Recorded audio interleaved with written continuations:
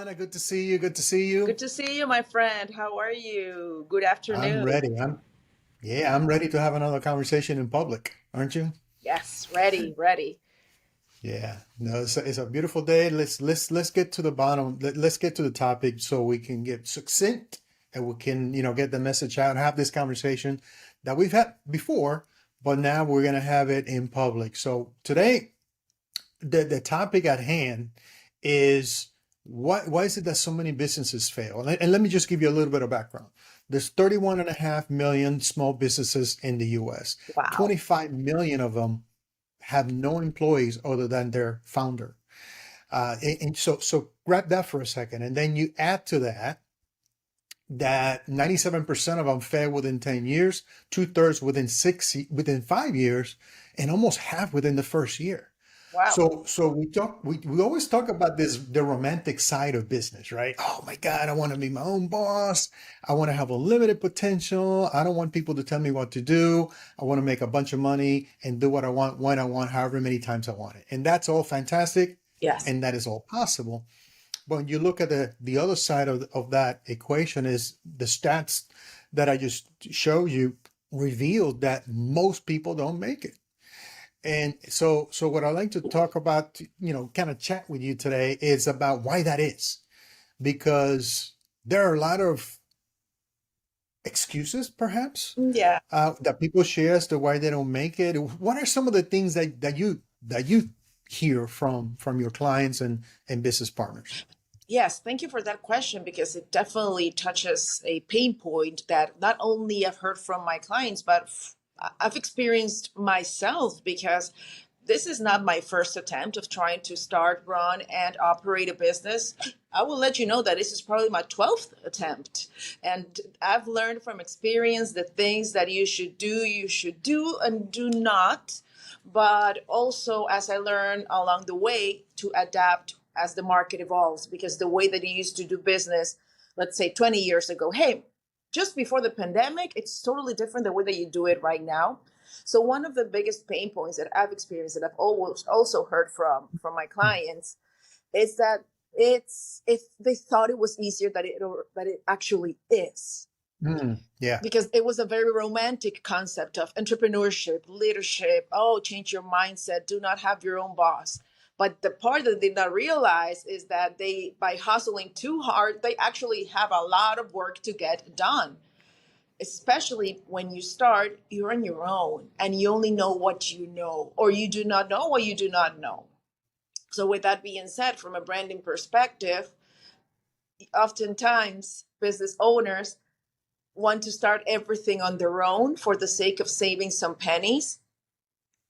And that can also hurt because I know that when you start, you want to be mindful of every single capital that comes into your way, but also you need to be mindful of where you're going to invest it in the right way. Perhaps at the beginning, of course, you're not able to hire a whole team, but be mindful of getting the knowledge to know what's the right hire.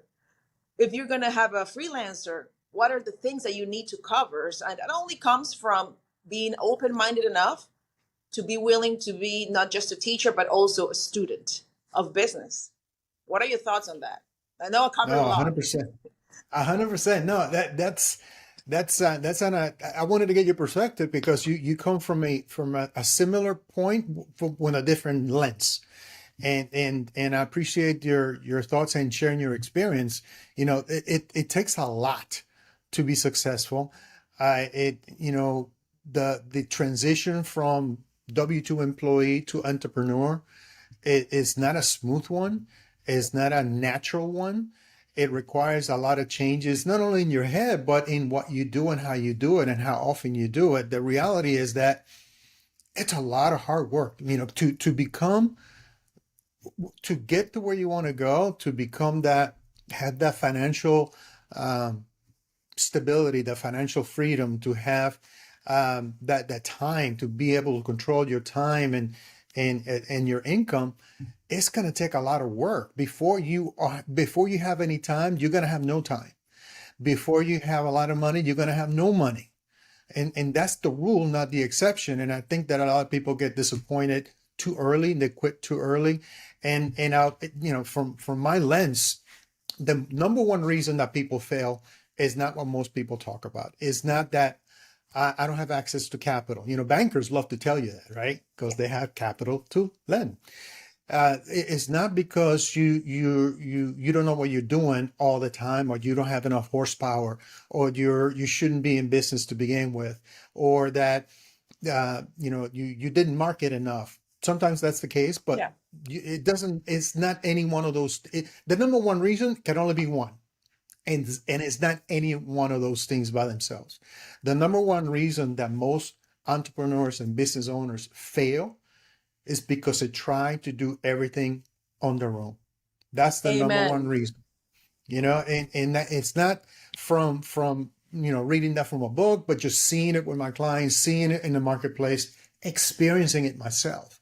The times that I try to do everything myself, it gets more difficult, it gets more challenging. I run out of time, I run out of energy, and eventually I run out of money. And that's when you run out of your business. That's when you go out of business, when you run out of money. And I have a friend of mine explain this to me in a different way, but highlights the same point. He said, businesses fail when they run out of money, and no, they run out of time to fix the mistakes that they made along the way. And what happens is when you do everything, or to try to do everything by yourself, you make a lot more mistakes, Correct. and you eventually run out of time. But running out of time means you run out of money. Yeah. Okay.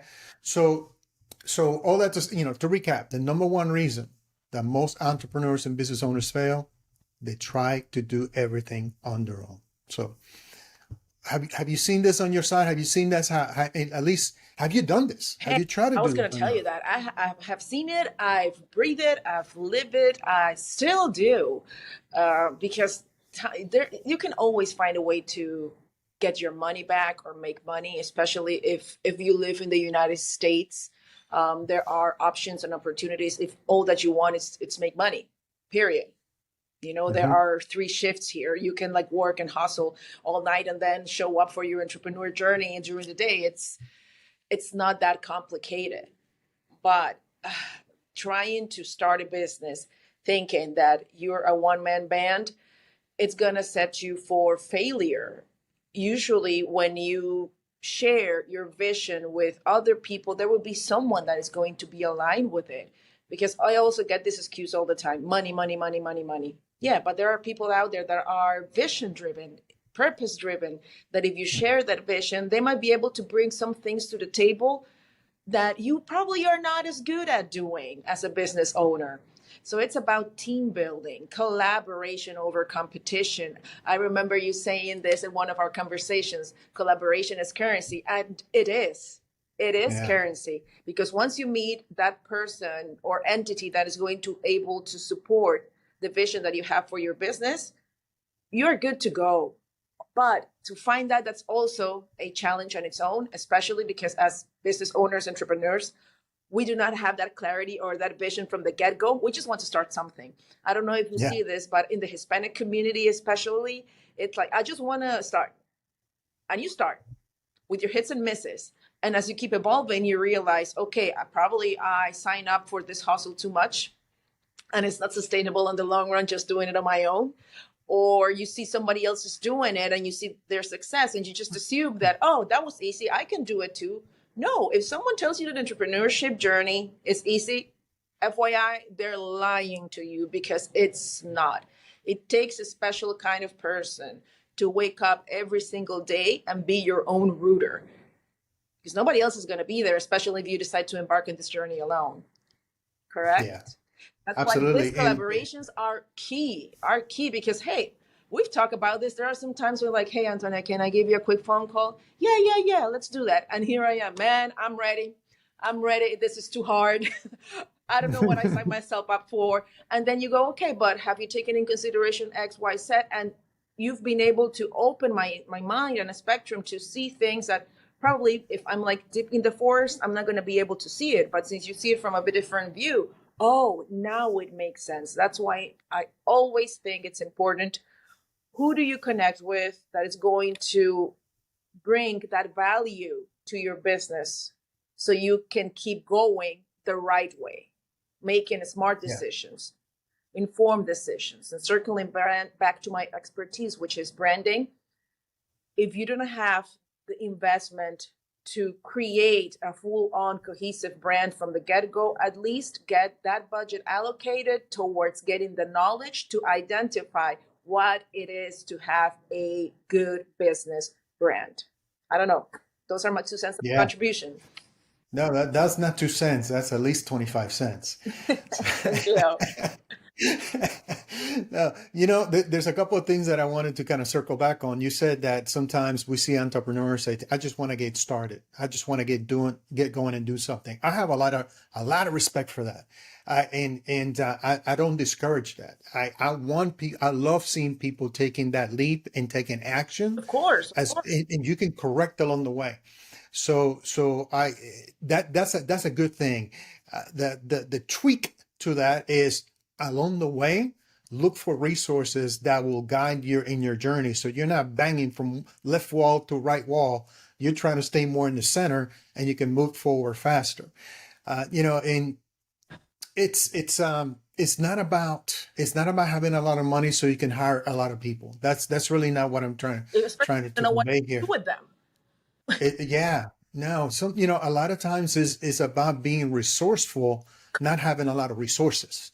So you launching something, you started something, an idea that you want to monetize and take to the marketplace and serve your target market and make money doing it. That's fantastic. And you may not have a lot of resources, but you have to kind of change that mindset of being resourceful versus depending on a lot of resources. So I'm not advocating being negligent and spending money that you don't have, hiring people that you don't need or don't know how to hire. It's about really being where the resources are, going into the spaces, in the networking events, in the seminar events, and the webcast events. A lot of them are free to attend, but it's going to take your energy, your intention, and your work to make yourself go and work those events the right way and identify those people who you believe could add to your organization, to add to your vision, and you also add to theirs. If you want to be someone, well, if you want to get value, you have to become someone of value. So if you attract the right people into your organization, into your space, I'm not saying that they have a role in your organization, but someone that you can talk to, someone you can collaborate with, someone who you can share resources with, share know-how with, share connections with. That is having people around you Yeah. that will increase your probability of success. It doesn't guarantee your probability of success, Yes. but it increases your probability of success. Correct. So Because at the that's end of really the day, kind of the theme. it's on you. It's on you what you do with all this information. Because you can. There's the saying. You can show the horse the water, but you can force it to drink. So you Yeah. can have all this amazing network, these amazing connections, but if you're not identifying or tackling to them the right way, those resources are futile. They're useless. Yeah, that's why I'm always looking for thirsty horses. Yes. So I don't have to convince them to drink. Yeah. So listen, I think that's really the gist of it. The reason for having this conversation like this again in public is that you want to highlight that the number one reason that you may be struggling, the number one reason that our audience may not be getting the results that they aspire to get is that maybe you're doing everything on your own. It's not the only reason, but it's the most common reason. Correct. It is the number one reason why you're not getting results. You're trying to get everything on your own. So here's my recommendation. I'm going to ask Joanna to provide hers as well. So my recommendation is make it a target for your weekly target to identify at least 2 people that you could collaborate with, people that could be close enough, a phone Yeah. call away, that you can call and they will answer because you are a person of value that you can add to your circle of not of influence, but a board of advisors. These are the people who know something that you don't know. These are the people who do things that you don't know how to do yet. These are people who have resources who you do not have yet. So make it a target. Whether it's one person, two people, three people, just make it significant for you to connect with new people on a daily, but at the week on a weekly basis that you're adding to that board of advisors, that bucket, that toolbox Yes. of people who can help you with the things that you know nothing about at this point. So that's my recommendation. How about you, Joanna? My recommendation, and I'm very passionate about this, do a reality check, but for real, a real reality check. What it is that you're so good at, you excel at. Do not go like, oh yeah, when I was in high school, I took this quick course in photography, so I'm a photographer. I can take those pictures. When I was in college, yeah, I took like a little, or I had a friend who was a graphic designer, so I know a little about graphic design. you know, or simple things like, oh yeah, I've seen Canva. I kind of know how to use it so I can do my own post. Don't worry. What are you doing? What are you trying to be a jack of all trades but a master of none? Get that reality check. See what are you good at? What do you excel at? What are your strengths, your skills? This does not have to be like hard skills. It can also be those soft skills. Are you an approachable person? Are you someone that's an active listener? Are you someone that has such an attractive personality that whatever you say, people are just like in awe listening to you? Those things are your skills, and those are the ones that you need to capitalize. And once you identify it, and not take those that, oh, I kind of know a little, because that then sometimes you oftentimes fits yourself thinking, oh, but I'm an expert, I know better than everyone. You don't have to know everything. That's why everybody has their own talent and god-given skills, and thrive on that. Yes, you need to have a knowledge general if you would like to have an intelligent conversation. Yes, of course, but do not call yourself an expert just because you know 2 or 3 facts about it. That's why comes your piece of advice. Connect with the people that are really good at it. Antonio, you are an amazing closer. I identify that I cannot do that. I can talk about a product, I can incentivize you, I can get you hyped. But when it comes to closing, that's where my man comes in. You're the one that does that. And we had this conversation. He's like, but Joe, you can do it. Yeah, I know I can do it if I put my time and effort in it. But right now I'm in a stage that I prefer to collaborate with people that are really good at, so we all go where we want to go, bigger, better, and faster. I understand. And I would just add that you're not a great closer yet. There That's you go. that's Yeah, that's that's the the magic magic word. word. That's the Yet. magic word. That's right. You can do anything. You just can't do everything right now Correct. at the same time. So listen, I think this that's a good place to kind of stop the conversation, or to end the conversation, as you say. I appreciate you, my friend. I know you're all over the city today, and thank you for making time for this conversation. No, yeah, most definitely. And I would like to hear also from the people that are connecting to this live stream, because, like I always say, this is not a monologue. This is a dialogue.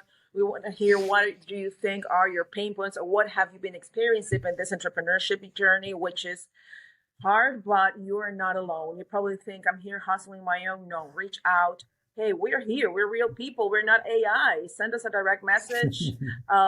Drop some signs of love or hate. We don't mind. We're good at staying positive. So, and let us know what other topics you want to hear from us. Okay. Sounds good. Well, listen, hit the comment below. Tell us what other topics you want to know about, and kind of be a fly in the wall in our conversations.